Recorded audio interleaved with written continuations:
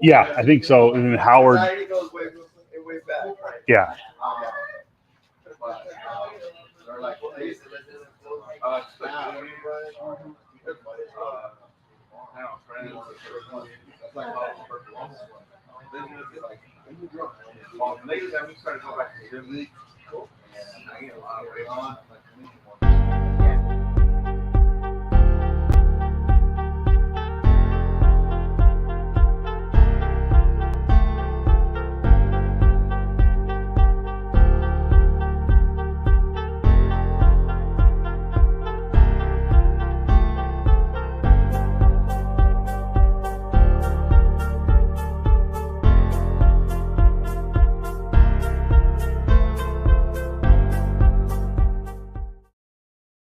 Okay, what's up, guys? Welcome to the Asylum.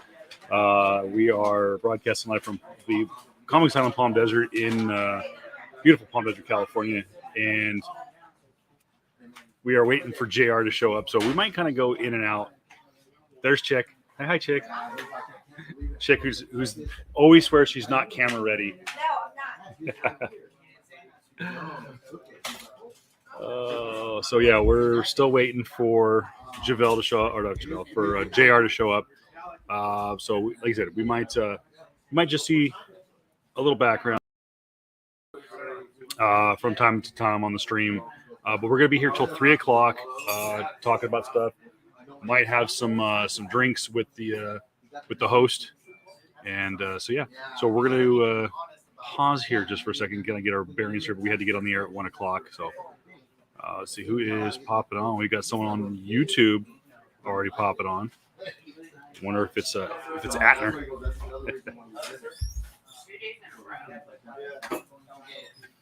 Okay, next time you tell me that I need to be camera ready, okay? You're always camera ready. No, You're always camera ready. Next time. Does everyone agree? She's a 10. I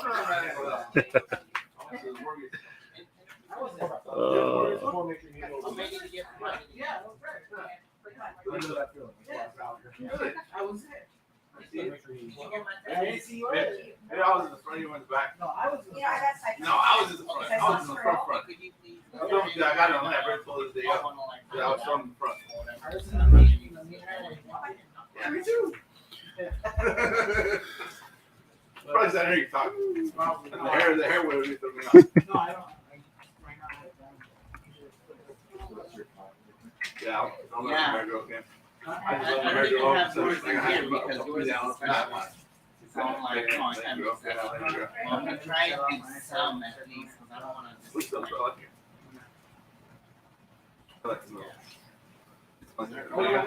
Wow, that's my help.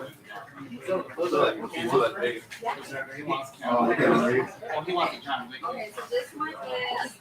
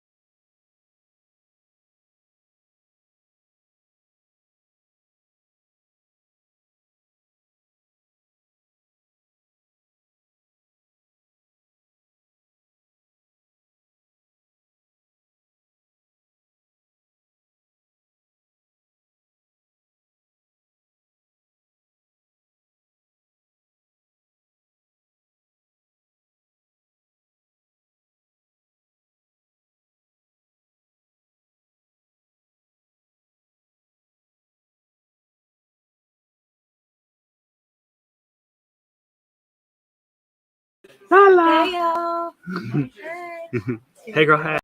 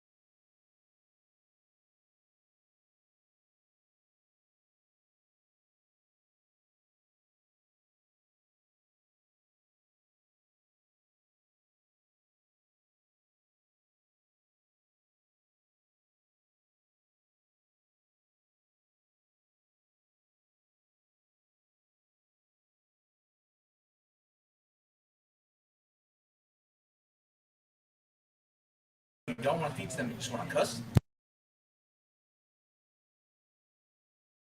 Hi guys. Hello. What up?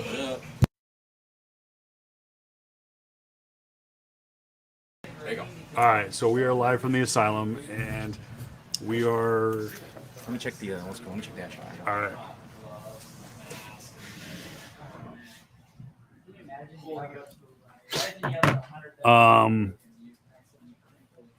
Hold on. Here comes the real boss right here. This is Nydia. Hello. So Nydia has been with 2 years now. I think so. Oh my God! How do you not remember? I think. Did you start before? Did you start before the pandemic? No, after.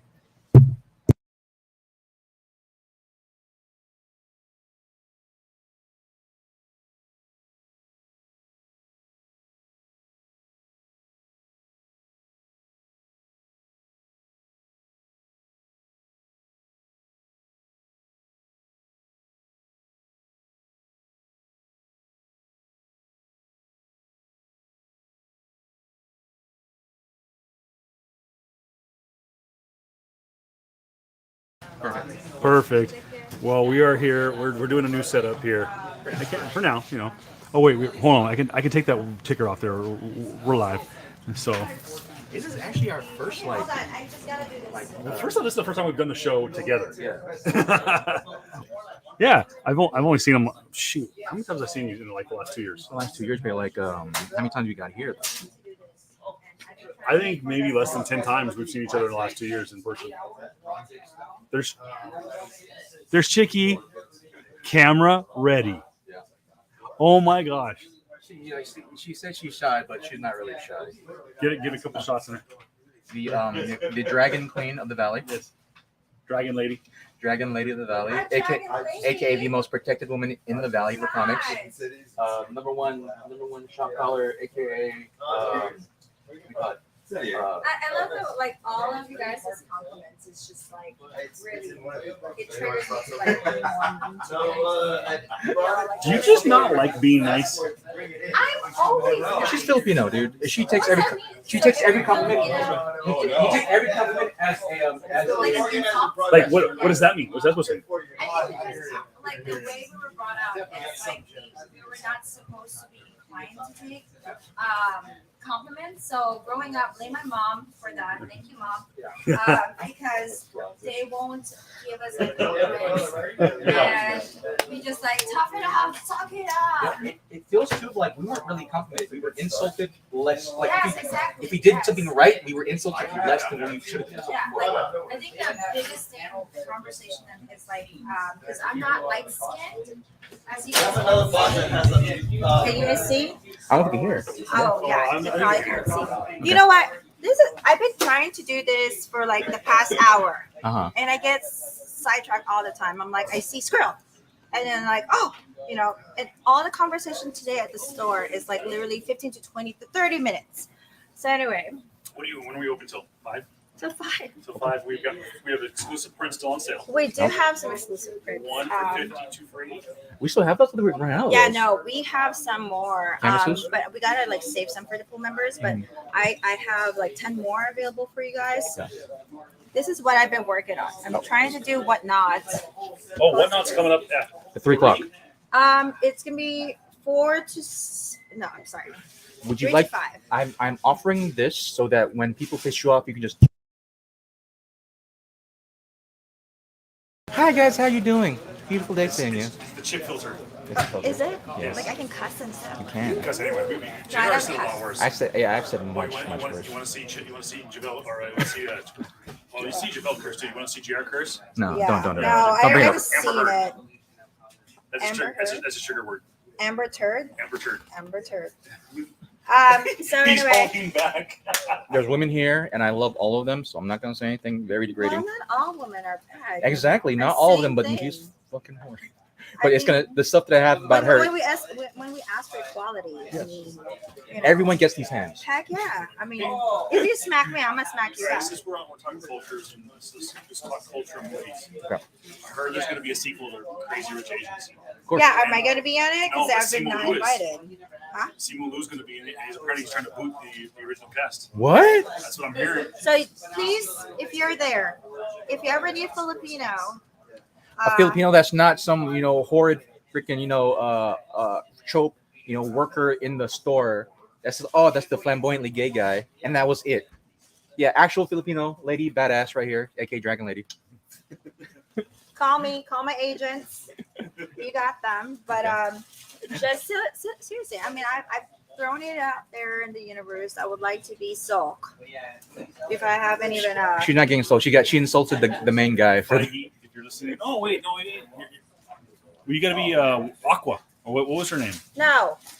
Oh, her? Why? She's not a nurse anymore. What am I saying? Because Aqua's a nurse. Oh my god. Isn't that what it is? It's just the She's a nurse. The Just a wave versus nurse. No, Wave. wave. I'm sorry, Wave. Wave. Yeah, Wave. wave. No, I like oh my god, Silk. Okay. Silk more. I've Yeah, you've fallen been in love obsessed with with the Silk character. since the day I mentioned. Yeah. I know she's Korean, but Filipinos can act too. Get one of the canvases. Oh yeah. If you can. Just we'll promote. We promoted it last night for the canvas. Okay. Specifically, we'll show the one. Sorry guys. One left. Only one left? Really? Oh, No, that's Oh, this thing. it's just the Silk one. Yeah, so the silk one right here. We showed this. So I'm gonna go. I'm gonna sit down here and behave. So we showed this last night, and it is an amazing cover. An amazing cover, of course. That's the second print, or that's the other print. Yeah, it's the print. But this one specifically is strictly for Comic Asylum here. Exclusive print from the one, the only Pablo Pancho, and so much else. So yeah, they're gonna do a whatnot in 4 o'clock. We determined. 4 o'clock. Yeah, so about almost 3 hours right now. So we got a little bit of playtime to get with. G plug. I like how this is his version. It's pretty sweet. Yeah. Other than that, man, we chilling. Yeah, we're just chilling. What's up to our followers are on? I think it's all everyone from. It's our Twitch followers. So it's that gaming. Yeah, man. Did you game last night? Yeah, no, I didn't get a chance. I knocked out, man. I knocked out. Again, we are coming to you live at Comic Asylum Palm Desert, California. They're having their 6th anniversary. Yep. I think it was yesterday. I think actually, Technically, yeah. technically yesterday. But then we had we're having like the weekend type of thing, Labor Day weekend, and all that stuff too. Usually it's a full-on party. Yeah. For the Memorial, we're doing. Is it usually Memorial Day weekend, or is it like the weekend before? Memorial Day. Anyways, so yeah, we always say it was on a Saturday. They would do the raffle or some kind of auction, and then of course that would give us the wherewithal or the free for all to drink, and to get Q hammered, and we turn them into Oprah Winfrey. You get a CGC. You get a CGC. Yeah. Q, you giving away CGCs this weekend? Yeah, right. No, we did bring him we brought him a Termana. The tradition continues that you pay homage to the king by bringing alcohol. Yeah. I mean, I brought was it last year? So I brought what was the tequila that I brought? Patron. It's still here, man. No one. Well, granted, like people didn't really drink because COVID and all that stuff, but Killed COVID. Yeah, I mean, it killed COVID. Patron killed COVID. I don't know, but we were gonna find out. We're gonna find out if The Rock kills COVID. Yeah, right over there, man. I mean, yeah, COVID a while back. Remember that? But yeah, it's having an anniversary here. It's pretty cool. It's pretty chill. It was super busy yesterday, man. Oh my gosh, it was nuts. It was busy from like we closed at 6 and we're going to 7 and it was still busy because they had a freaking they had someone doing inks here, bro. They had someone doing tattoos. That was wild. Oh, yeah, who was it? There was Mad Hatter. No, who was I forgot it necessarily his name, man. But that guy is cool. I wanted to like actually get a legit tat, but like that would took 7 hours. But they were doing what they just in henna or No, it was full on tats. full tats, bro. That's permanent. So someone got Superman last night? No, but I forgot. It was Nick. Who else was here? Like 3 or 4 of the regulars. Okay. They got leg tattoos, arm tattoo. Yeah, I wanted a full on like tribal sleeve. He's Filipino, the guy who did it, and so I wanted a tribal sleeve, aka the Rock, kind of like what the Rock got, but like it's all in Filipino and Polynesian. So, but that one took like 7 hours and probably he's still technically working on his. Yeah, it was 7 hours and possibly $1,000. So it's like I gotta work on that. I still got a bunch of stuff to pay for. I still got a statue here. I got 2 statues here to pay for, man. So it's been a cool cool shop. We got to. Bro, you won't just take stuff. Yeah, we got Sean Murphy. We just got Sean Murphy here. Yeah, that's White Knight #1. I think that's like $30 right now. Swipe night. I need one. I just saw that. I was like, I love that run. It just. Yeah, White Knight. Yeah, just I really enjoyed it. It's Sean Gordon Murphy, man. It's Sean Gordon Murphy. I have a freaking man crush on that guy. Him and Keanu Reeves. The Sean Murphy DC Black Label books have just been because he did Batman White Knight. Yeah. Then he's done Beyond Night. He did didn't he do the wasn't he the one that did the Harley Quinn one? Yeah. Okay. He did basically everything from the White Knight like universe style, where Batman is seen as the bad guy and Joker is the good guy. Where Joker is he is semi like normal and became like mayor or some shit or DA. Yeah, that's his whole world, and so they gave him like everything for it, and so it's been selling crazy. Yeah, it's insane. So that's a good book that's in front of get right now. I've been trying to get some other books. I've been just trying to save money, dude. Yeah, because you got to replace your chair. You got to replace the computer. You got to replace the computer. You got to Don't replace replace the chair. the microphone. I gotta. Yeah, I'm not gonna replace the microphone. No, I need to spend like $3,000 to $4,000 in the next couple of months because of just like stuff we got to do for a wedding, my car, everything. So I haven't necessarily been going here. That and I've been injured too. We talking about that shit. That shit sucked. Yeah, it's a big deal for JR to be here right now. Bro, like it's been so bad my health wise. Like I missed the funeral. Oh, you didn't make it? You just went to the wake? I went to the wake, and then the next day I just felt like my freaking body was angry. So I missed the funeral. I missed a couple of baby showers, right? And so like people are like, dude, like where you been? Like, bro, I'm getting old. I'm getting old, and I ache everywhere. So like it's yeah, your boy hasn't been feeling great, but overall, man, it's been fun. It's been really fun right now. It's been really fun being able to get back and just see people. I finally see this guy. Hell yeah. So yeah, we're here at what's up, Nydia? You want to what? Right now we have averaging about 2 of us. It's just small because like everyone tends to like watch our Facebook stuff. It's crazy. You want to say hi? I was gonna make me a comment. I already did. So we have one of the awesome right now. oh, come back. Hello, everybody. I'm mad. Okay. But Have yeah, a good day, y'all. there's definitely one of the awesome workers here at Comic Asylum, man. You make your own. They don't taste as good when Nydia would bring them from Krispy Kreme. Oh I yeah. like you guys' background hair. I mean, look at the art behind. What was? Oh my That God. looks like original. Are those Please, JR. Wow. Wow. went from I'm not camera ready to get the fuck out of the way. Like, oh my God, look at this. Who did this? Whose artist is this? Is this an upcoming artist? Oh my God. appearing now at Asylum Con. As you can see, the Filipino came out of her. Wow. It is a very stereotyping. What's is- up with that? It's a very distinctive stereotype. Talaga, I'm on camera. I need to sing. I could say shit. You can. Yeah. I've said It's much your store. worse. I've said much worse. Yeah, as I said, to say it, man, it hurt. I'm gonna punch you off camera, bro. I'm trying to get my trigger. Bro, I nearly got canceled. I nearly got canceled by people because they said like, dude, how can you freaking like, you gotta believe on women? Like, I do. I believe the women on Johnny's side. We've talked about it before. He's no choir boy, but They both got freaking problems. she got major problems. Yeah. Amber turd, literally. I ain't trying to say that, man. Like, I understand why people say that, right? But you know me, I hate mob mentality, right? We have a tendency to, like, as people, adopt certain mobs, right? And go to certain. I understand that both of them have problems. I understand that both of them need help. But I have certain disdain for her because, like I said, man, she profiteered off an actual movement where this was an example. This was an example set out by one of the I think Ben Chu, I think the head, like his head lawyer, where it goes like in the world of Me Too, the only Me Too comes from Johnny's camp with Amber Heard. Usually, if it's a phenomenon, you have multiple people in that saying no, also Me Too. I was and this too. and she was the only one. She was the only one. And we know in the past he's recovering alcohol. Yeah. The drug user, alcoholic, whatever. You know what? But it wasn't until that it's Amber Heard's lawyers going like, "Hey, we need you," that Johnny Depp's exes started coming out of the woodwork. So. And all of them said no. If anything, I remember the detective that she hired in order to try and find a lot of his dirt, right? And so the detective he that she hired went out for like I think a year or so trying to find stuff from looking at old people, saying like looking for like people from his old lives.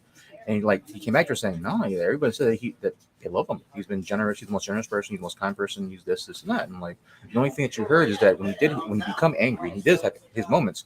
He would take his stuff out on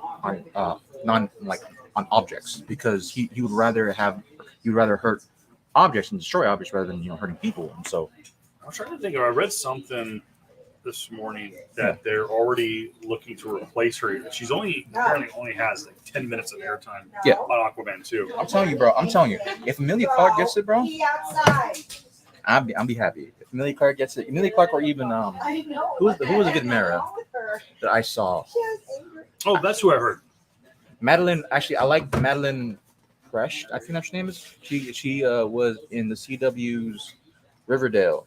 She's the redhead in Riverdale. The one that I had heard this morning was Blake Lively. Really? That Blake Lively is supposedly interested in playing the role. She fits the role. She kind of looks, and she has the same kind of body style as Amber Heard. Yeah. And well, she's been in the superhero game before, but not a successful one. But she knows the DC universe. I mean, granted, she met her husband through it. Yeah. And so it's not really. It can be successful in a certain way. Granted, like it's. Yeah, it's fun.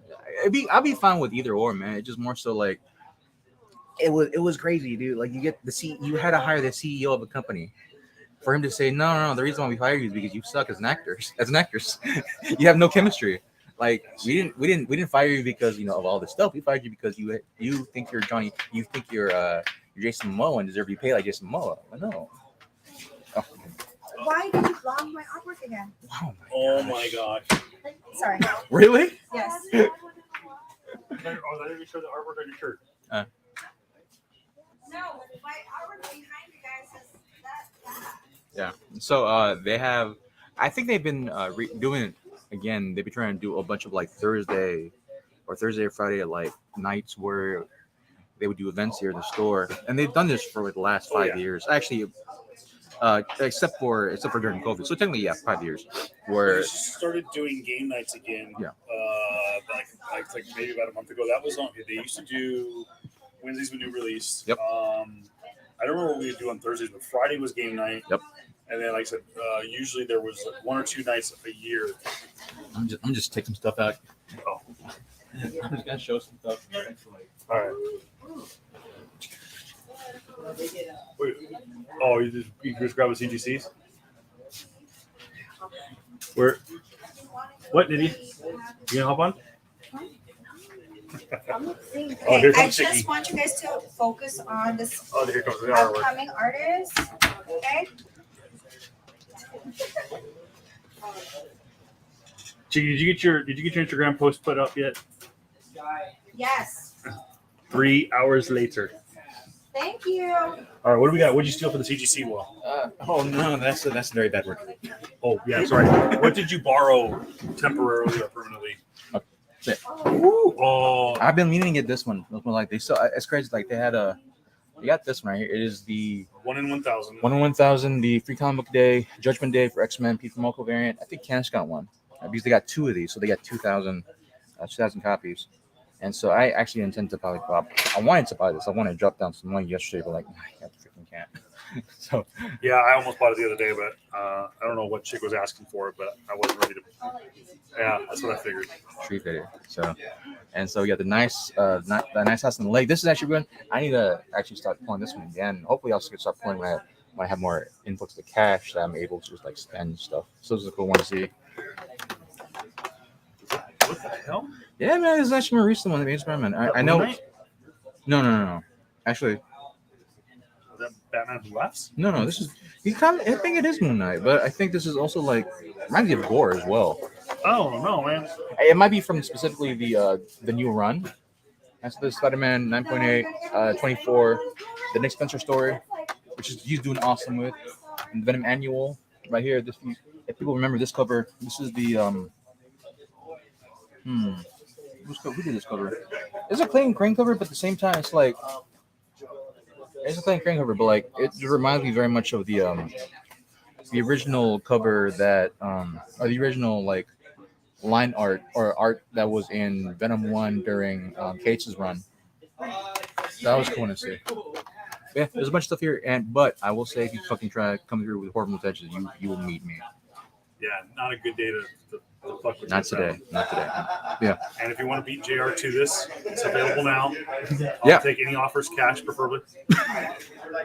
I mean, that's awesome book to see. Yeah. It is. It was funny was I didn't think that I would fall for Peach Momoko like I did, but like over the last year or so, I think from like the X-Men run, and when she started doing her book Demon Nights. Demon Days. I'm sorry, Demon Days. I really kind of enjoyed and kind of got into that. I don't want to say it's Japanimation, but it's kind of like it's like a little it's anime. It's basically anime. Yeah. It's like she's Japanese, of course, Momoko, and so there's art style that really reflects that of like the chibi form anime style of Japan. And so I think that really resonated with a lot of people here, specifically because like, hey man, as much as I look for comics, bro, anime has been freaking kicking their asses day in day out for the last like 5-6 years now, or maybe even longer than that. And yeah, it's they definitely needed some level. Comics definitely needed some level of like story or art in order for people to come back and buy this stuff. Granted, you know, collectors are always gonna buy this stuff, like you and I. But like, you know, the casual, the layman, they're that read more so of like One Piece or My Hero Academia or Demon Slayer. They're gonna look at this and say, "Oh, that's pretty. It looks very much like anime. I'll buy it." Granted, this is probably $350, so maybe not this specific one, but yeah, it's cool to see. We are again in. Well, I just need to cheap plug this live from the Asylum Comic Asylum here in Palm Desert, California. I'll throw the you see in the background. But I'll throw the logo up here in a second. I've never seen this version. Why do you have the Falcons? I have what? Why is that? Is that Atlanta? Oh, it's your issue. Okay, never mind. It's other stuff. Yeah. Okay. Cool. I'm about to say, bro, we don't have a fight right now. Not joking. Yeah. You're live from Comic Asylum, guys. Thank you for hanging out with us. Whether you're watching us live or watching via whenever you want to catch up, or even during our audio format. Yeah, so we'll like have the audio format for this. For the user watching live, we'll have the audio format, and like I said, it'll probably be. I'll have to go in it because there's gonna be a lot of like we're gonna take little breaks and stuff like that. So. Yeah, that's fine. I mean, granted, like I've always enjoyed the setup of like actually talking. Yeah. So we need to do more of this stuff right here because I feel like when we're doing it via streaming on it. Yeah, it's through Skype or Zoom. Zoom. Yeah. Oh, actually, since we're here, how do you want to just talk about just small bits and pieces like other movies and stuff like that, like the ones we've watched recently? Well, let's see. We're still. I talking about Doctor Strange yet. Okay, we haven't talked about Doctor Strange, but like we could talk about Batman, just a little bit. Let's talk about Batman. We've been teasing it for. Yeah. All right, who like Batman? Chick, you like Batman? I'm a Batman. Okay. Oh, the movie. Movie. Yeah, I did. Okay. Did Jaeger see it?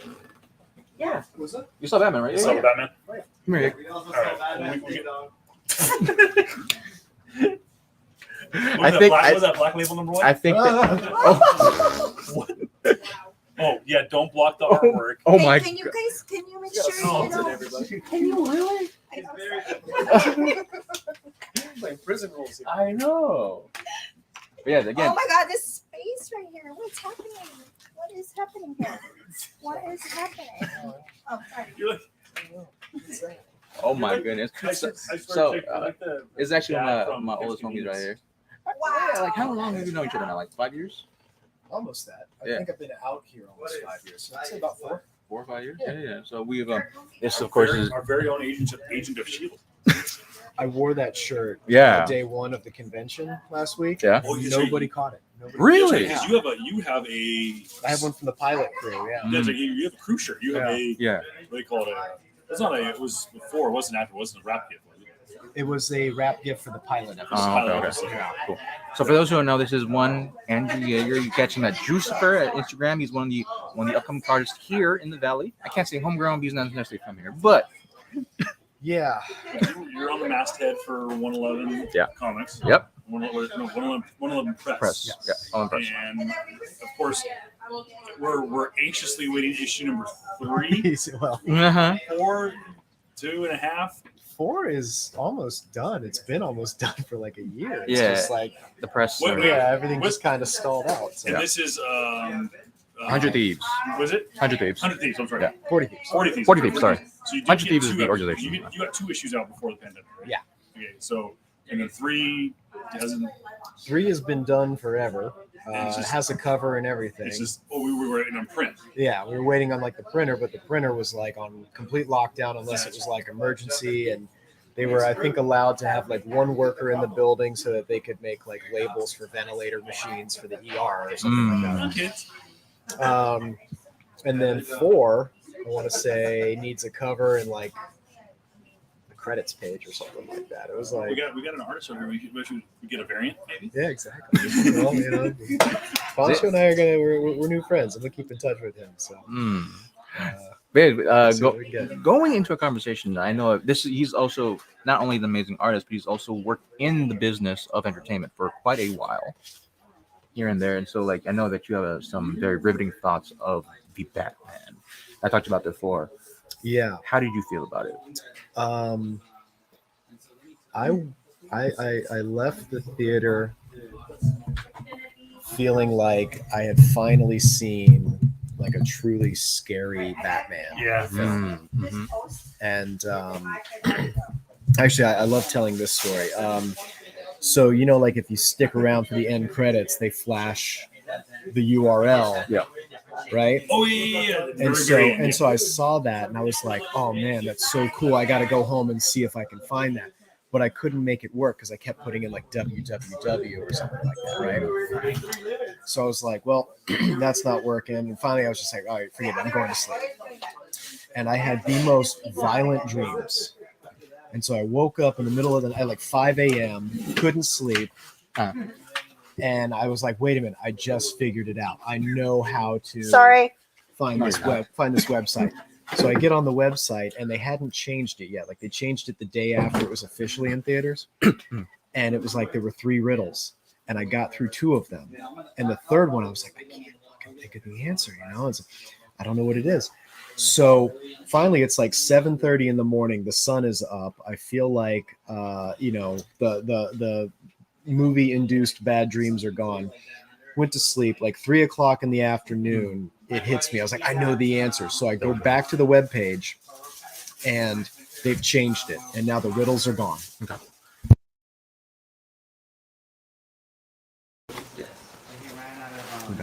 Okay. But I don't know, like the fact that it was so interactive like that, like their marketing campaign. And then I kept going back and they kept changing it and adding new Easter eggs and spoilers and all that.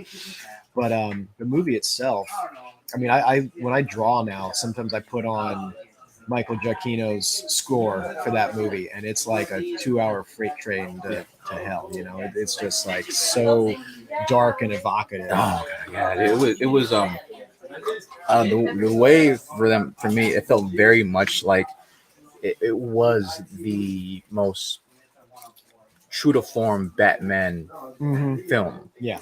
And I know that there's gonna be people be saying, well, you know, there's better Batman films, right? Dark Knight, or even some people will like Dark Knight Rises too. For me, because of being such a huge fan of Batman, I feel like this was the best Batman film for me. Yeah. Because of how much it stayed true to form to the comics and the source material. Just from like knowing that even though you have Bruce Wayne the Batman, he wasn't necessarily even though he's the main character, he wasn't the main point driving. It was more so like everything else, the mystery of Riddler, the mystery of like, you know, what did Bruce's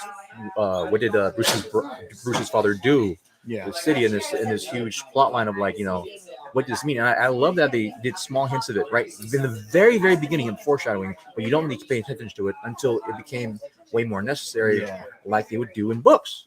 Like it would, like I'm just reminded. They drop a few clues and you miss them, and it's like, you know, I think the beautiful part of this film was that you actually get to see Bruce Wayne, The 4 to 6. you know, come into his own. Like, you know, he hasn't fully embraced the idea that he needs to be both Batman and Bruce Wayne. Yeah. And they point on that. They're like, yeah, you're not really doing anything philanthropic. You're not really helping the city. And because he's just focusing on breaking skulls, you know? Yeah. And at the end of the film, he realizes, like, no, I have to be more than that. Yeah. And he becomes like the complete package. And I think the only gripe I've heard from people is that they kind of did all of that in the first Nolan movie, Yeah. you know? And it was like, well, okay, but that's, you know, DC's not doing 100% continuity across all different films and platforms. So they kind of said, you know, like, we've gone off on a little tangent. Yeah. It's year 2. They said it was based on year 2. And you get to see him grow. Yeah, it felt very much like, I forget which particular film it was, but where it didn't. They don't care if you're brand new to it. They'll just drop you into it. If you know, you know. If you don't, hey, just hang off the ride. Yeah, that's the fun thing about reading comic books in particular. Is like, yeah, like I loved Wolverine growing up, but it was like every issue he had to remind you that, hey, he's got adamantium claws and a healing factor. It's like, yes, dude, I know. Yeah, you know, like with the Batman, it was like they took kind of the Spider-Man Homecoming approach. Was like Kevin Feige said, when we do Spider-Man Homecoming, we've seen Uncle Ben. We've seen. We don't need to do the origin story again. We don't need to see him get bit by the spider, and the way they naturally did it albeit over 4 movies. It just worked. We didn't miss it, and then I think they paid it off with Uncle Ben. And this one's like they didn't need to see Thomas and Martha get shot again. We just see him still dealing with it, you know, years later. He still hasn't fully come to terms with it. He said he has, but he hasn't. Yeah, obviously not. Because again, in the short time I've switched from being a DC guy to a more Marvel guy in the comic books. What did you think of them kind of almost vilifying Thomas Wayne a little bit? It feels very much like it's definitely applying for the Owls. I feel like it's very much in that of like New 52 era. Like honestly, for me, the best thing of New 52 was the Batman run, and maybe some of Wonder Woman, because that was those plot lines taken from New 52 into Rebirth, where Court of the Owls, Year Zero. Even now, you know, I'm already looking at possibly a jokes and riddles, you know, a war of jokes and riddles in. Spoiler alert! Sorry, for those who read the comics, as well as like jokes and riddles going into possibly City of Bane, I think. That's the run, as well as like so many other things, and like they've already layered so much into so like very like I see it already happening. As a longtime fan of Batman, as a reader of the more recent books, specifically going from a little bit of Rebirth, a little bit of New 52 into Rebirth into longer there, where it's like I see what the filmmakers, and I forgot the director's name. He's an amazing director Of the Batman? Yeah. Matt Reeves. Matt Reeves. And so like I know it's in great hands. That's the biggest thing. It's in great hands already. He's a huge Batman nerd. I think he's not as huge as a nerd as Robert Pattinson, which that's great to hear too, because he loved Batman growing up. He constantly reads it. I've seen him reference Batman Europa, and that already like got my ears up. Like that's an obscure one almost. Yeah. And so he's talking about like the type of fine lines between of knowing like who's the villain, who's the hero against Batman and Joker in that sense. Where that like really pricked my ears up. Like okay, they got the right guy. Yeah. Well, going back to what you were talking about with Thomas Wayne, I was actually a little worried when I saw the trailer. So there's no spoiler here, but you know, in the trailer, you see him standing there, and you see on the ground he's written "Sins of the Father." And someone told me like they're making it seem like Thomas Wayne was a bad guy, and I'm like, I'm not on board with that on account of, you know, it's like I think what this film did well was it sort of shattered Bruce Wayne's illusions that his parents were saints. Yeah. You know, and I think like, you know, if you grow up in let's call it normal, but like a decent household, you know, you think your parents are really great people. Yeah, of course. You butt heads with them, you know, you go through those periods where you're like a teenager. I did too, you know. Yeah. But, you know, you end up, you know, thinking like, oh, my parents are good people. And then like one day you realize they're people just like I've become. You know, an adult. Like they've got their flaws, their skeletons in the closet. And so that's what this film was. It was digging into the skeletons of the Wayne family. And of course they change Martha Kane to Martha Arkham. Yeah. which I was okay with. I mean, we're not. They had already established we're not going full canon, continuity on this. Yeah. But I thought it was nice to make Bruce sort of challenge the things he had been holding dear for the last 15 years of his life, and making him realize like you have to step it up because of that. It was another nice touch, which I do believe still is very much in like Core of the Owls, which that time which that specific the story arc happened because you were Martha and Thomas, they were part of it, and you see this huge world just transformation of like who the Waynes were, and as well as like the depths you'd have to go, the dirt, the amount of like how much they had their hands dirty, doing the right thing. And I feel like that's a great type. Like no one is innocent. I've always loved those kind of stories where you have to, like you said, you have to get your hands dirty in order to do the greater good, and they've touched on that in previous Batman movies. But also like, dude, if you want to be part of this society and and work within the system, you're gonna have to play ball. And that's kind of what the Court of Owls represented. And so, if you're like the best one in a society of bad people, it's like you've still got dirt on you. And it's I like that type of ideology standpoint out there, or I guess philosophy out there, because like it's very much resembles real life, and that's why I love it's the shades of gray rather than because it's more so like especially in this time we live in now where people want purists, which is like it's never gonna happen. And I gotta say, all of my heroes have always been the troubled heroes, like Wolverine, James Bond, Batman, Spider-Man. Like people who have something to overcome, because otherwise you're just boring. But going back into the movie per se, just everything from the art style, cinematography, the type of like pacing, that even though people are saying the pacing was super slow for them, I love that aspect because of how much it showed for me the detective side of Batman. That was a big thing for me. Like a majority of like Batman movies I've watched, they hardly got into the detective side. They really got more into the campy, boom pow. They did a little bit of it in Dark Knight, where he's got to like re-engineer the bullet and find an address and that sort of thing. But this was very much like I'm a man of singular purpose. I don't care about anything else.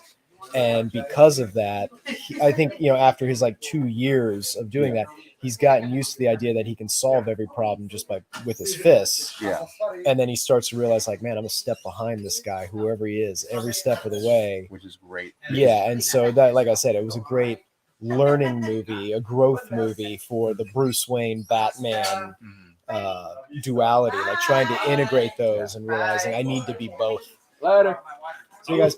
I will say that I was telling JR was when I watched it, I texted him like maybe 10 minutes into the movie, and I was just like, holy fuck. And there was like the moment where Commissioner Gordon, Detective Gordon, brings just flat out brings Batman into the crime scene. And it was like, to me, that was ripped right from the comic books, like just him like. And the start of that sequence where it's his POV, he's the camera, and you just see everyone looking right at the camera, like, what's this guy doing here? I love that. I definitely love that version. Like specifically with DC, even though Marvel has been bringing the bankroll money, I feel like DC has been the RC type of like comic movies. In the sense of like they can try to go out there and make more of like character development type of thing, where you have the Joker, you had Batman, you had what another one?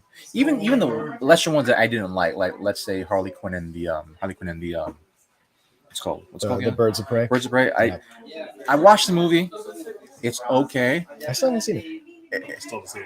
I still hate the fact that they fucked my girl. All right. Which one is that? Cassandra Cain. Oh, okay. Where they make Cassandra Cain, who is a mute, the best Batgirl, who can take on all the Bat Boys at the same time and beat them. Who Batman has said before, like she could probably beat me. They made her into what was that one? Who was that character? Indiana Jones, the very first or the second one, where the Asian kid. They short-rounded her.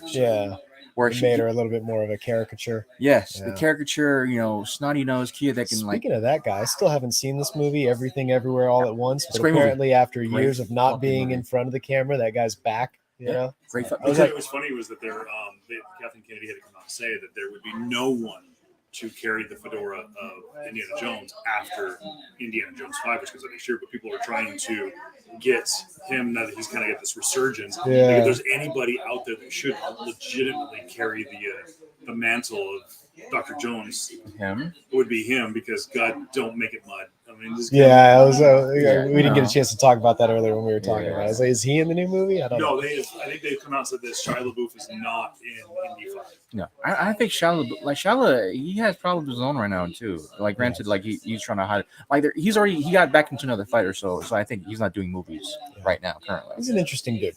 Yeah, And he's not a bad actor. It's He's just not. like that Kingdom of the Crystal Skull. yeah. It's like, all right, there's a lot about this Yeah. movie we need to retcon. But there's also I also because what's that one tank movie he was in?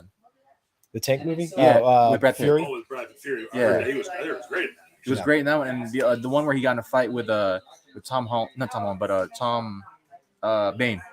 Yeah, Tom Venom. He's Venom, but he was in a movie Tom with Hardy. Tom Hardy. Hardy. Thank you. Yeah, the I movie said that Holland, and that was yeah. like locked in my brain. I all of a sudden. know, but he was in the movie with him. He was great in that movie too, and supposedly, yeah, they fist fighted, and he knocked Tom Hardy out. Yeah. Yeah, he knocked him out. Right. That's a tall order.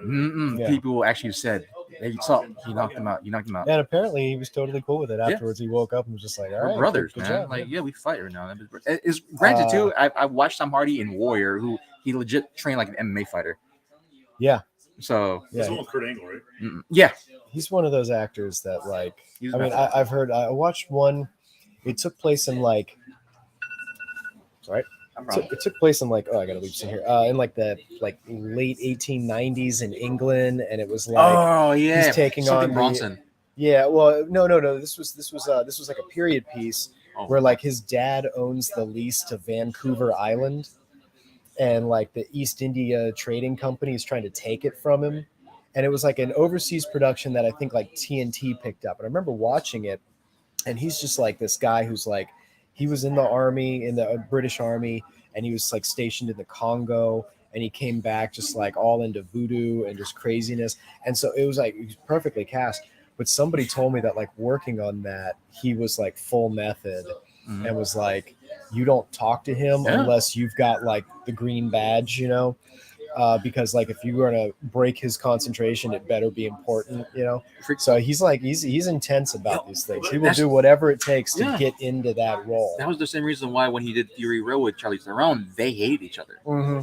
They actually hate. Like, there was a particular time too where Charlize Theron, like, she tried to, like, she was scared for her life because of like how aggressive he was in the movie and during the casting or during the whole type thing. And so like it's one of those things like, damn man, like you're Marlon Brando in a certain sense because Marlon Brando was crazy. Well, Yeah. I know your stance on the movie, but it's what you talk about the method acting, which kind of ties into both stories. Was like that's how they came to the voice of Venom. Yeah. Venom was it was supposed to be they had hired another guy to voice it, but they're on set and Tom Hardy would talk to himself. And the director's like, what are you doing? He's like, well, I don't know what Venom sounds like, so I'm just reading Venom's lines so I can respond off of it. And he started doing this voice. And he's like, why are you doing the voice? He's like, well, I need to get in character. Like, you can just dub it over. And he goes, no, just keep doing what you're doing. Hey, fire that guy over there. We don't need him anymore. So that's why he's like, if people don't know, is that Tom Hardy did the voice of Venom. And it started off with him trying to stay in character. And respond off of Venom. I know, Jerry, you hate Venom. By the way, don't see Morbius. That sucked. Even the post-credit scene sucked. Yeah. Granted, as much I'm a huge Venom fan of the comics, particularly original Lethal Protector, as well as Donny Cates run from 2018, and I feel like I've read some of those. Huh? I think I've read some of those. that was good. It was really Null, Null, God of Symbiotes, first being that came to that was still living in existence when the Celestials came by, and so that's a crazy little story. But like, I always thought that Venom's voice would be different in the sense of like very much that because how it was written, he was very much like not monotone, but like raspy type of voices, not that huge like I don't know that type of projection that Tom Hardy did, which granted, whatever, they can do whatever they want to film. It's successful in some way or form, so whatever. But Where did we go from this? We were talking about. Tom Hardy. Oh, we talking Yeah. about Shia LaBeouf. That's why. Yeah, We went to Tom Hardy. But But I just had my alarm go off there a few minutes ago. I got to get out of here pretty soon. So where can they find you, my dude? like physically? No. Like on the streets? What's your socials? We actually had it up there just a minute Yeah, there ago. Yeah, that's my art page there, Drucifer Art. Yep. I've also got most of my stuff is available to view on artstation.com. Yep. /Drucifer. Yep. And I'm actually hoping sometime in the next few weeks to do some Whatnot sales. I picked up a whole bunch of blank covers yesterday. Nice. So I'll probably end up having to do some blank cover sales. And Also, that's why they got all those freaking. yeah, that's Oh, funny. okay. I asked Chicks for like 3 of the new Spawn, and she gave me like 6 of those 16, and I think. Scorched. And then I was like, well, they got Gunslinger Spawn. All right, I'll grab those 2. Yeah, man. But I also picked up like Elvira and Yeah. Red Sonja and another Power Rangers one. I sold one of those at the convention last That's good. week, so it was That's pretty good. cool. How would that go? It was good. It was a good experience. Didn't make me rich, which is fine. I didn't expect it to, but met some good people, got some new contacts, got some good feedback from some other vendors, and and I've already had people reach out to me on Instagram. There were some people that wanted like commissions from me, and I said, well, hey, hit me up, and they already have. So Good. if and when those pan out, it'll have been a lucrative experience. So it's like Good, the man. exposure has already Yeah. paid off, but still trying to. So should we start the campaign #Drucifer SDCC now? Get them on Artist Alley. What does it cost to get a table there? Last I heard, for a small table at Artist Alley, 12. 1,200. Yeah, not there yet. Not Let's there get them yet. there, guys. Not there yet. Hey, let's do a Kickstarter. or something. Patreon. That's fine. Are we lining things up for 2023 for Revolution? I will probably. I'm hoping to do 1 or 2 more cons this year. Yeah. I grew up in Pensacola, Florida, and they have one in February. Hmm.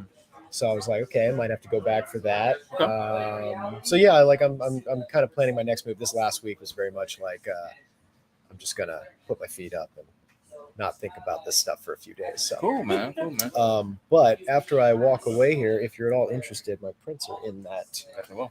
bucket right there. We definitely showed that off. Yeah. Yeah, we definitely showed that off. All right. Also, I know we talked before, and I know we talked about it before, but you are also hopefully, I'm not trying to put any pressure on you, gonna be making our logo. Yeah, it's only been Talk like about a year since we first talked about that. Granted, yeah, stuff happens. This so is it's the new fine. normal around here, I Yeah, guess. man. It's all good though. Cool. You're told you got to stay home, and I know. can't go anywhere. It's insane. So, But yeah, this is nice still though, yo. How long have you been going here, my friend? 4 years? 4 years now? Yeah, I think I missed like the 2nd anniversary party, so it's probably sometime in the summer of whatever it was. 4 years ago. Speaking of the Batman. There you go. I love how he doesn't run. Yeah. He never ran throughout Yeah. the movie. He just walking Yeah, like hearing him like walk slowly out of the shadows and watching everybody just like, oh my god, is that him? It's Yeah. him, isn't it? We're all Yeah, gonna yeah. die. they didn't bring the tank car. They just brought the tank bat. So Well, he he got a muscle car. It was like a Sean Murphy influenced, rocket car. yeah, which that was beautiful. Yeah. But yeah, man. Well, anyway, great chat with you guys. This was not even planned, No, but it's good to have, it was good to have a good year. Podcast is sir. yeah, exactly. You just see what Christopher happens. Art. So Drew Yeager. I will be in touch, Yep. and I just got to go get in front of the TV here soon. Hey, brother. You know what though? Yeah. In the bag. Oh yeah. Just gotta get my stuff here. Okay. Yeah, guys. That again was Drucifer Yeager, good friend of the show. I've worked with him on of course, the 40 Thieves book. Good guy, really overall great guy. And so follow him at we put his socials out there. Follow him on Drucifer Art on Instagram. He has other socials out there. So yeah, great guy. I'm just trying to move this out. So I love this thing. Well, let's see.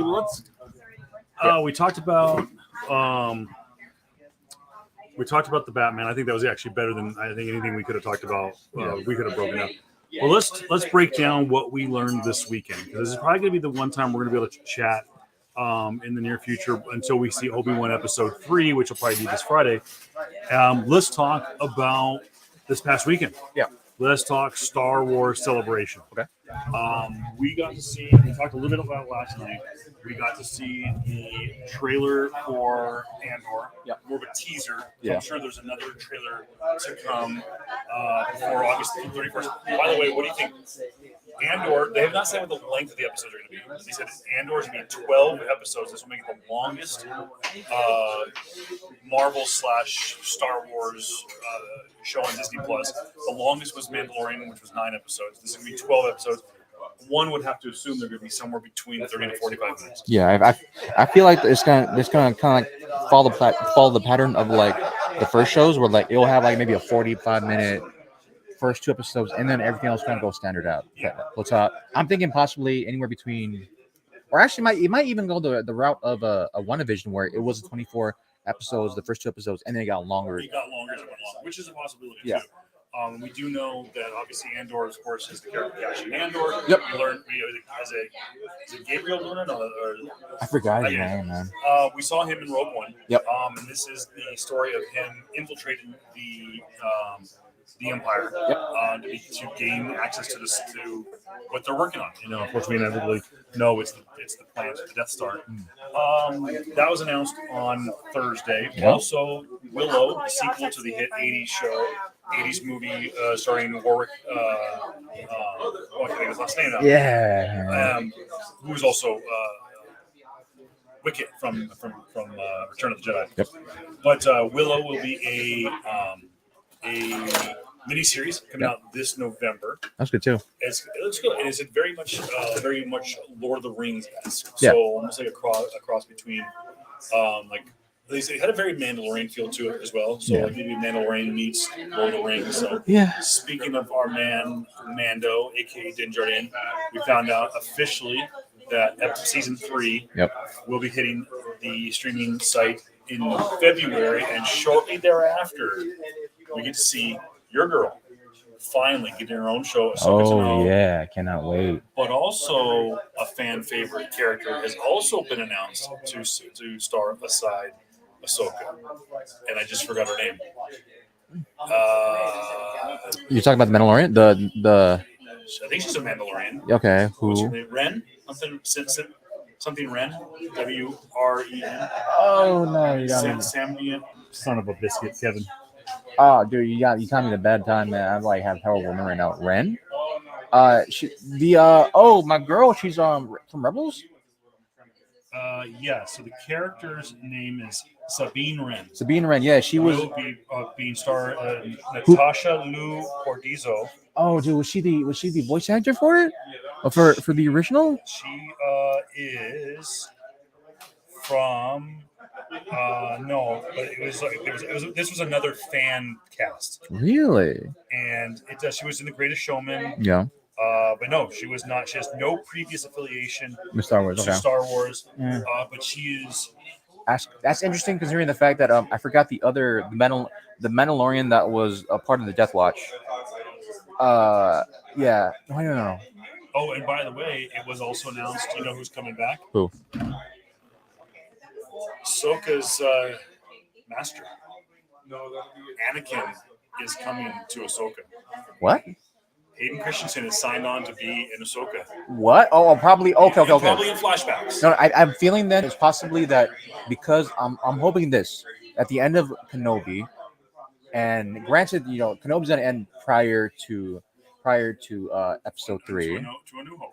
to New Hope, but I feel like because of because Hayden Christensen now is starting to love Star Wars again, because of just how trash the recent trilogies are, and how much how amazing Clone Wars has done for his character, and he's watched Clone Wars now. I feel like he's gonna come back as a Jedi Ghost. It's a Force Ghost. I was just thinking the same thing because I always forget Ahsoka, Mandalorian, and Boba Fett all take place after Return of the Jedi. Yep. At the end of Return of the Jedi, we saw Hayden Christensen's Anakin as a Force Ghost. So maybe she finally gets. Now, okay. Do you think? Yep. Again, spoiler alert. Go back and watch last night's episode of Obi-Wan that we broke down, but.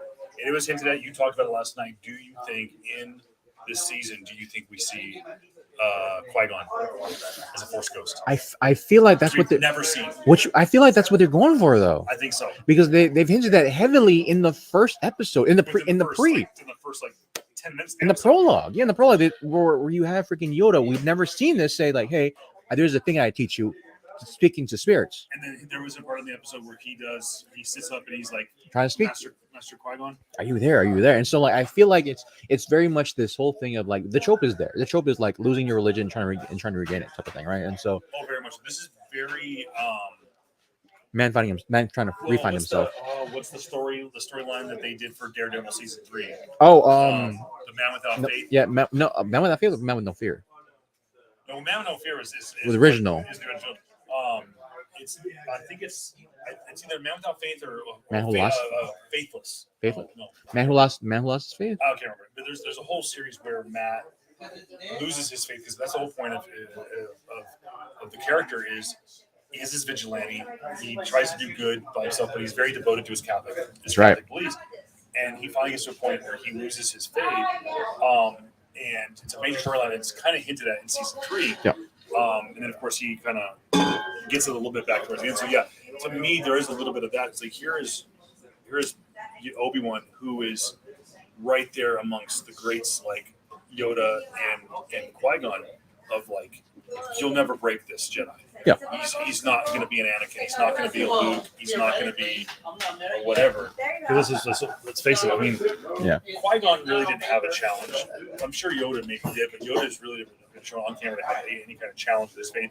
Yeah. But Obi-Wan has, Anakin has, Yeah. Luke has, Rey not necessarily, but Rey was a horrible character in order for her to have her I faith. heard Ray. If you guys ever need a Asian Ray version, I'm here. No, not Asian Rey out there. We need a better version of that character. yeah, check. Okay. Again, this is her very stereotypical. Chicky, you're blocking the artwork. Can you move, Jay? This future artist. You can't see me right now, but I'm face palming so hard. Good God. So as we get closer to our before we get booted out of here. I swear to God, if any motherfuckers come down here and try to start trouble, I will fuck you up. I love y'all. I love her. She's basically my freaking older sister. It's like, yeah, they're family here, so yeah. But thanks, guys. So anyway, Go back. we get Ahsoka Yep. announced. We get Sabine Wren is announced. Oh my dude, I love it. Sabine's coming. Of course, well, because of sorry to cut you off, Ben, but like, yeah, Sabine. Is she a Jedi or is she a No, Mandalorian? she's the Mandalorian. She That's what I thought. it's weird because if I remember correctly in Rebels, I think she had the dark saber. She did have the dark saber. Okay, I did see that. She had the That's dark what I wanted saber, to ask you. and so that's the thing that's kind of tripped me out. Because like now we're going from like how did Sabine lose the dark saber when they were trying to search for Thrawn, who had I forgot his name, the main character of Rebels, because at the end of Rebels, Ezra Ridger, in order to save his crew, he had to fight Thrawn, and they basically I forgot in the Starfleet they were at Starfleet, this fucking Star Trek. Wow, Yeah, there are some people that are going to kick JR's ass for getting Star Wars and Star Trek mixed up. bring it, bro. JJ. Bring it. But yeah, no, in the what's it called, dude? I can't think of it The either. Republic Starfleet. But yeah. Anyways, Ezra basically had a hybrid jump out, and they had to jump out of where they were at originally in order to save his friends, right, from the oncoming assault of whatever was left of the Republic, or no, whatever left of the Empire, because one, Thrawn is a badass. He's a fuck. I'm happy for it. I'm hoping they did Thrawn justice in a way that I feel like was a disservice to both oh my God, I can't remember their names right now. But yeah, they did avoid that in Yeah. the talking, but that is hinted at heavily that Thrawn will be a major antagonist in Ahsoka, at least season 1. Yeah. Another show that was announced, of course, created by Favreau and Filoni, and it will be also I believe it will be executive produced by John Watts, who, of course, famously did the Homecoming trilogy for Spider-Man. Yep. It's called Skeleton Crew. It starred Jude Law. That's right. That's right. They kind of teased it. They made it sound like it was going to be a kids show, but like in the vein that Rebels and Clone Wars was a kids show, but it really wasn't. It was like it kind of met both sides of the aisle. But so that's all we really know. We don't know much about Skeleton Crew other than that. That Jude Law's attached, John Watts is attached, and Favreau and Filoni created it. Sorry to cut you off. Go right ahead. Cad Bane. As much as I love Cad Bane in the series, and I'm telling you, they did a huge disservice. Cad Bane. Granted, like I said before, he's much older. Both him and Boba were older in Book of Boba Fett, and so of course age will play a huge role in that. But just how Cad looked like, it was very different. So I'm hoping that Thrawn, they do him a better justice. He's basically a blue man, right? He's basically a blue man, and he has very prominent features. And so I'm hoping they really cast him right. And the Grand Inquisitor, again, I'm still on the theory that was a horrendous clone, because I forgot the species that Grand Inquisitor was, but they have that species in Star Wars because they showed his species in, I think, in all the prequels, actually, because they were around. Jedi Council. Yeah, so people like that in Jedi Council. So I'm hoping. I will say this too. I wanted to do like a real quick. We didn't talk a whole lot about episode 2. We kind of hit the bullet points.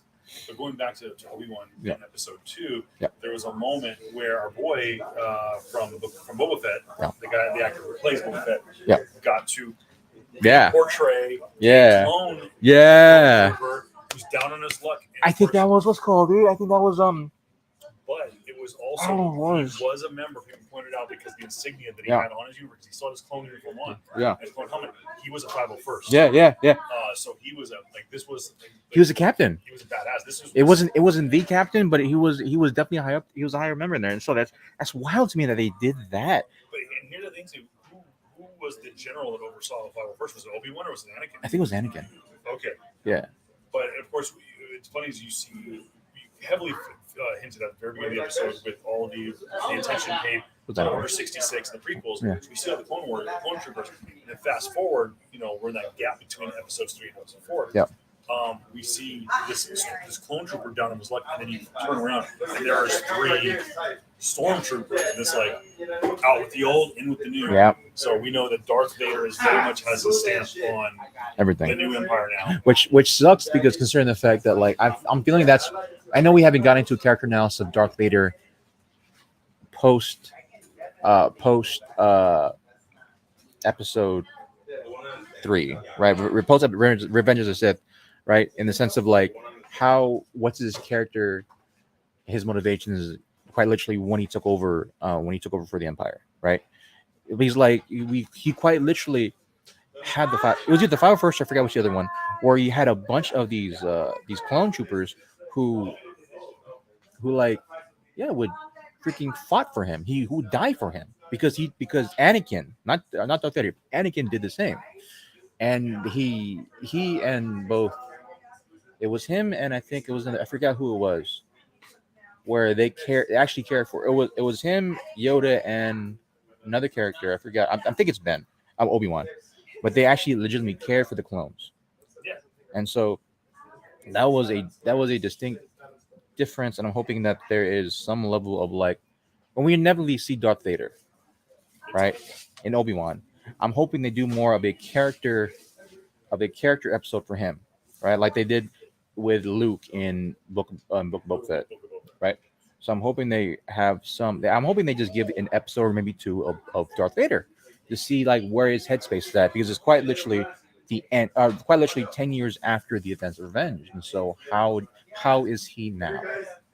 We do see our first glimpse at Darth Vader at the end of episode 2. I'm so happy for Hayden. Yeah, I'm so happy for Hayden. It's going to be a redemption for Hayden Christensen. Yeah, man. Just kind of shit on him. Which sucks. Hayden's a great guy. You know what's cool is that celebration, they really kind of fully embraced him. They welcomed him. Yeah, man.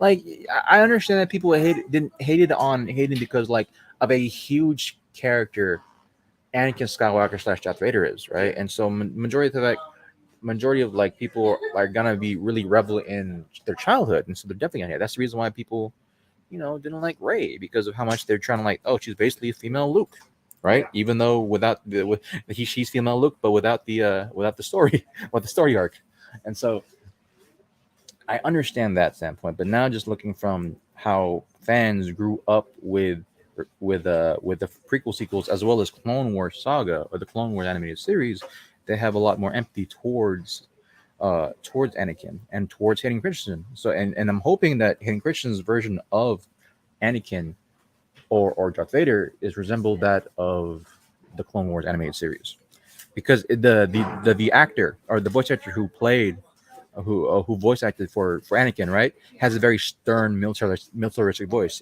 For those who watch, the prequel sequels, it's very airy and like kind of like I think for a very long time, George was like, oh, let's play this like Shakespeare, right? And so that's very airy, like oh, quiet, like oh, and so it sounds very much like a play in that regard, which I feel like it shouldn't have been.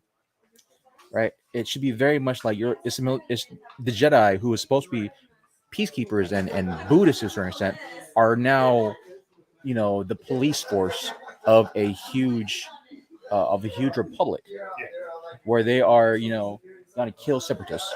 Right, basically they're assassins in the sense, right? Oh, you can't be camera. We can't have my camera. Let me eat in peace. Let me eat in peace.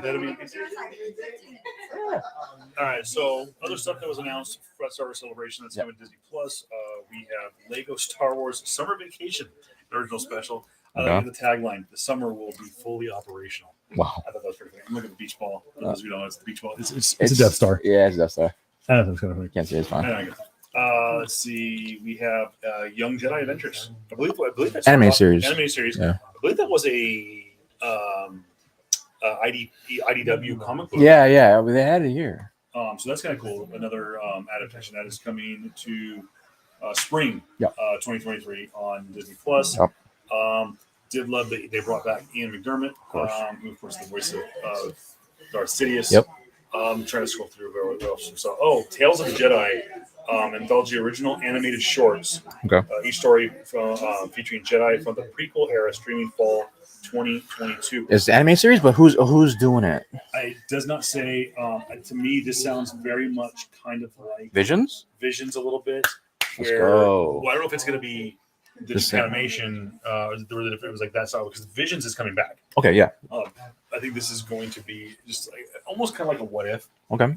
And it's going to be like, okay, let's go talk about the different Jedis to kind of tell them where the Jedis have been. Yeah. So they're basically trying to do the same thing when Clone Wars is done for 6 to 8 years. But yeah, I did something. I was trying to find it, but I did read somewhere that Visions is coming back. And for those who don't know, Visions was they basically let it up to artists, and a lot of them were artists from Asian culture, Japanese specifically. Japanese, yeah, that is a like they're trying to get in that market, and fine, because Japanime has been killing every animation studio out here in the US and fighting on it. Like seriously, like the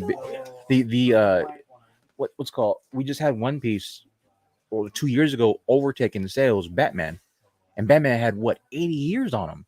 And then also too is that it's kind of an homage to Dave Filoni talked about this during, I think it was either the Ahsoka panel, or the Mandalorian. I think it was the Mandalorian panel. Yeah. And he talked about how he's still very much dipped in anime. Kurosawa. Yeah, Kurosawa.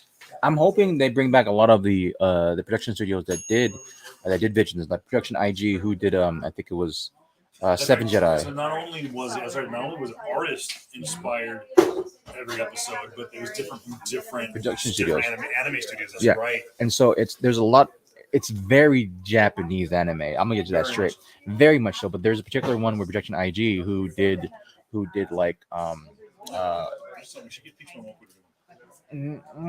no. There was a couple episodes that looked like. Well, that's where she got her style from, though.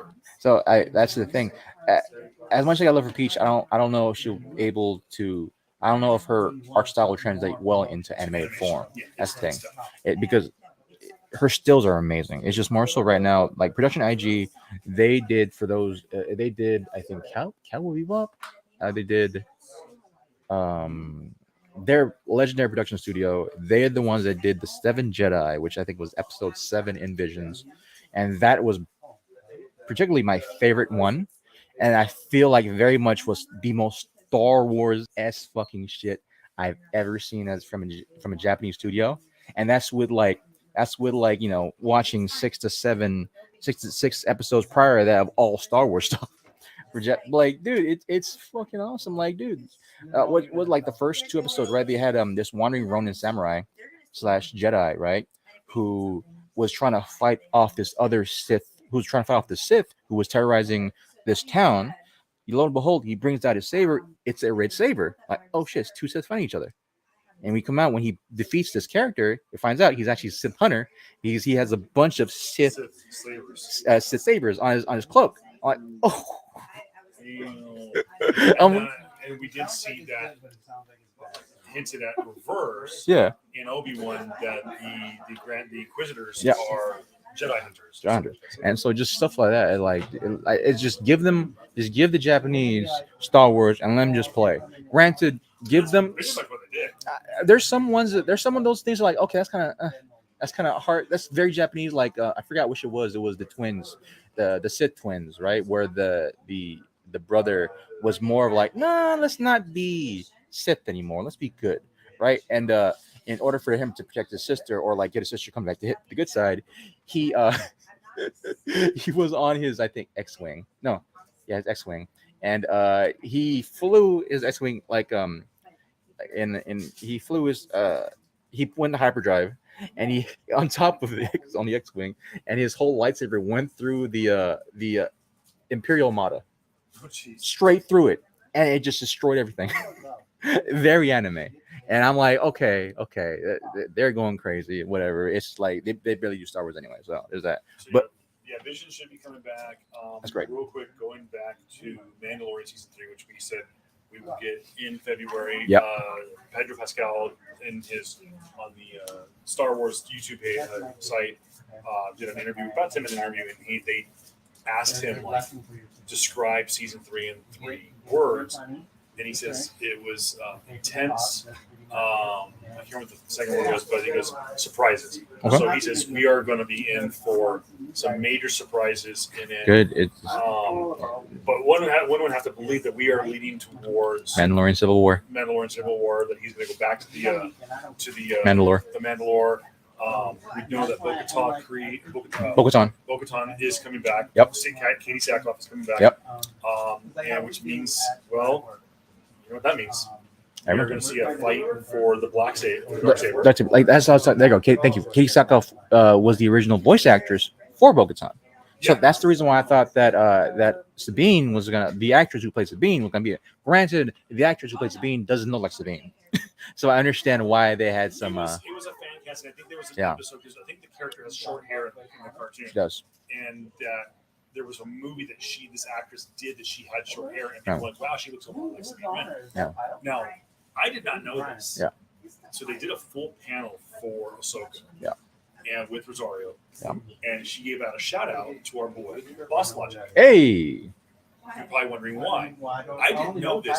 Boss Logic is the one responsible for getting Rosario Dawson casted as Ahsoka because he kind of willed it into existence. He Yeah. did a fan art. Yeah, man. So I think either he did it as a commission or someone commissioned him to do.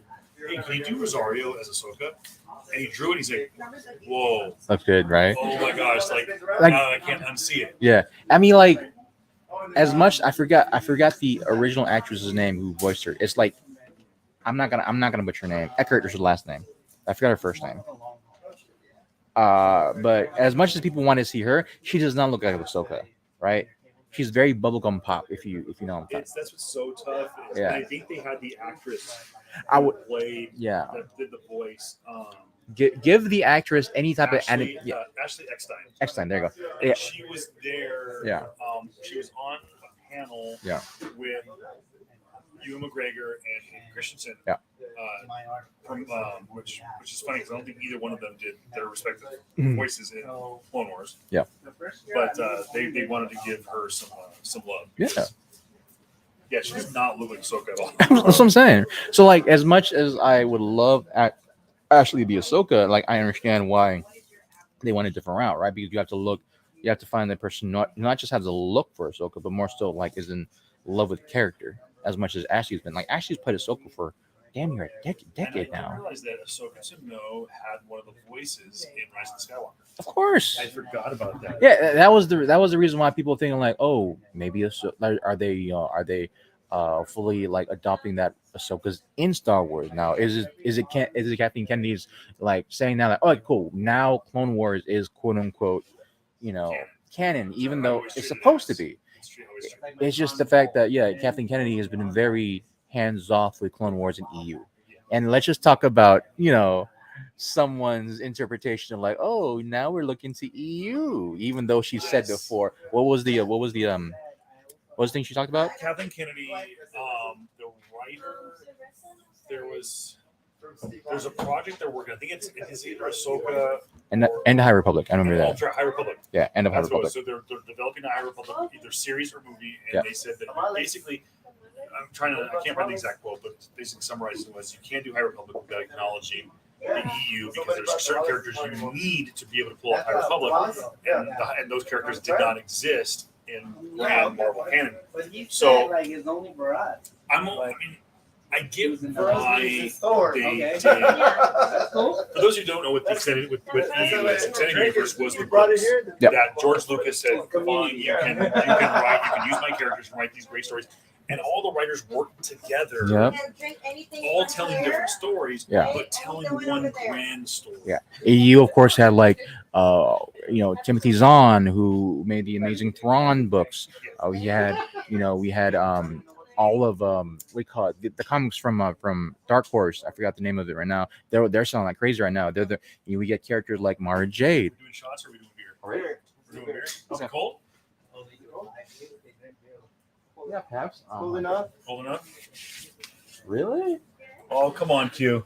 Q, the co-owner, the owner of the store, the owner's husband. Yeah. The guy who can't take a picture without looking like a badass or a drunk. Probably both at the same time. Okay. You want one? Got a toasty toast. Yeah. Oh, toast to 6 years. 6 years, man. Toasty toast with.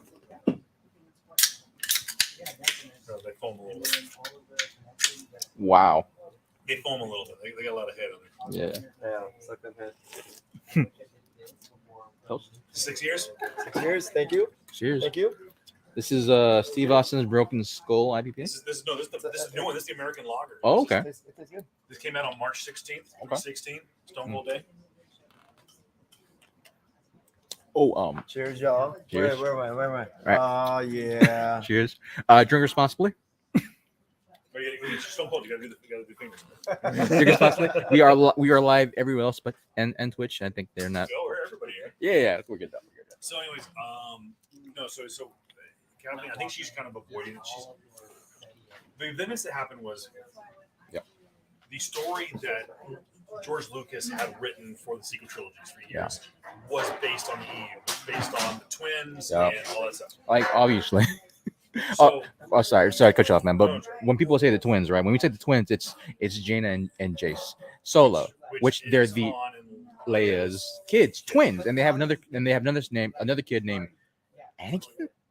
Anakin Solo. No. No, they have a Ben Solo. Isn't it Ben Anakin? Yeah, it's Ben Solo, and so you have the twins who in EU, which is called Extended Universe, is basically Rey and Kylo, where the whole thing of them having that twin thing of like they can see each other from far away, all these other crazy powers, Jaina being trained under Luke.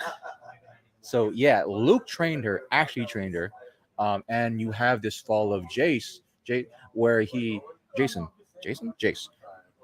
I think, where he becomes a Master Jedi, and he falls, becomes a Sith. And not only that, but in EU spoilers, he kills Mara Jade, who is Luke's wife. That's right. That's where it was. Okay. And so it's like, bro, like why don't you just have EU already, man? Like no, And lot of it had to do with when Lucas felt kind of slighted when he. He basically said with the hatred towards Yeah. the remakes and the prequels. Yeah. He said he would never make the sequels. Which, yeah. So when he sold Lucasfilm to Disney, and I guess when they were negotiating, they had said, well, "What are you going to do with it?" And he goes, "Well, we're going to make the sequel trilogies." And Lucas basically told him, "You can't have my script." And so they were forced to write themselves out of a corner because you couldn't do the EU without addressing George's sequel script. Yeah. Of course, that has since been they've reconciled. Yeah. I mean, having Dave Filoni and Jon Favreau helm a bunch of shit is like can really smooth out stuff. So I do like the fact that they're not contradicting each other at all, but I think they're going to pick and choose the EU characters that they want. Yeah. And I think they're going to do a great job. As long as Filoni and Favreau are in charge, we're good. I mean, also too, like you can also during EU as well. They're looking at the possibility of like I forgot what it was, but they were talking about another alien species that was in a different light system that the Jedi were gonna fight because they were a warring party. They actually there was a couple comics of it too out for a while until Disney bought them out, or even I think even after Dark Horse made a couple comics still referencing EU, and you have this huge history of EU of like Old Republic, the Old Republic games from EA, which those are fucking classics from BioWare. You have New Republic stuff, or High Republic stuff, which is more the recent stuff. Yeah. You have a bunch of those books out right now. Talking about High Republic, you have Luke with kids and a wife, right? You have one of his kids named Obi-Wan or Ben. Yeah. Well, who names him after Obi-Wan. I think the third child for the Solo is actually Anakin Solo. Okay. Yeah. And so you have this huge storyline, you have this huge history of just EU stuff that's made from fans of the story who are amazing writers. Timothy Zahn again, man. He's a legendary writer, man. Legendary writer. I think I do have a Zahn book somewhere. Yeah. I know, as well as there's just so much history of Star Wars that the fans who became writers, who have risen the ranks of like artists and everything, right? Wanted to continue the story, wanted to know more about Star Wars and the universe, and so they've written stories about it. And basically, again, George's like, yeah, cool. It's gonna take me a while to make movies and everything else, so go ahead, do it. Yeah, sure. And so you have all this the Dark Horse stuff. Some of them is hit and miss, but like some of the crazy shit from Dark Horse, where they really delve deep into like how strong a Jedi can be. Like bro.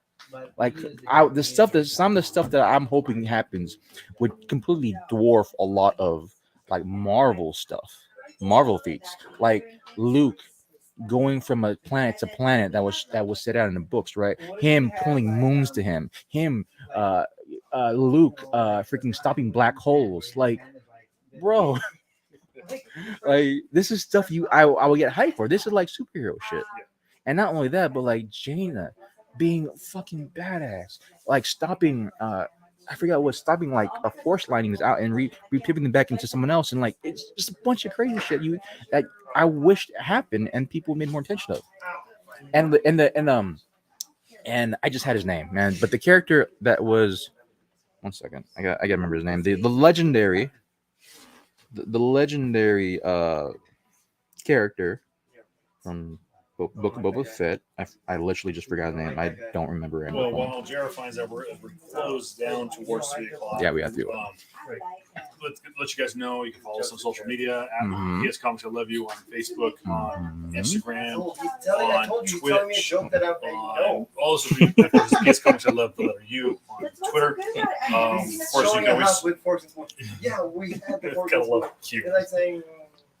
We got the fucking, don't forget, you can always stream us on Twitter, Twitch, on your Facebook stream. Watch, and YouTube. But it's been a lot of fun, and of course, I love him so much. Oh, he's hysterical. Get him going. I love him so damn much, man. Taserface. Okay, so anyways, sorry to go up, but yeah, Cad Bane. When Cad Bane was in Clone Wars, that was basically a nuke on the battlefield. He bested 2 Jedis, and not just any Jedis, Luke and Ben and Obi-Wan at the same fucking time. Like, this is how badass his character was. He was on the same levels as Jedis, and I understand a lot of the animosity held towards the representation of who Cad for what they showed during Book of Boba Fett. I'm still gonna say though, like, dude, like he's old now, like in the 70s or something like that. So still to be that old and be that merciless is a great thing to see. But overall, overall, I'm looking forward to it. Yeah. Celebration was a lot of fun, and we'll see if Lucasfilms brings anything to San Diego Comic-Con. Yep. No panels for that has been uploaded yet. We probably won't know until probably like mid next month. Yeah. And as announcements come down, of course, we'll post stuff on Facebook and Yeah. Instagram. I will say too, even though I played Fallen Order, I want this guy to play it. I want you to play it. Okay. Last time I played a Star Wars game was Battlefront, so I kind of left a bad taste in my mouth. They did announce a couple new video games. Survivor, which is the second, what is the sequel to Fallen Order, which still has Cal Kestis. So I do feel like if you want to not just play the game but also live stream it on our live stream PS Comics I Love You at Twitch, and have your reaction to it. I will have to do it. I will have to get some more. Yeah.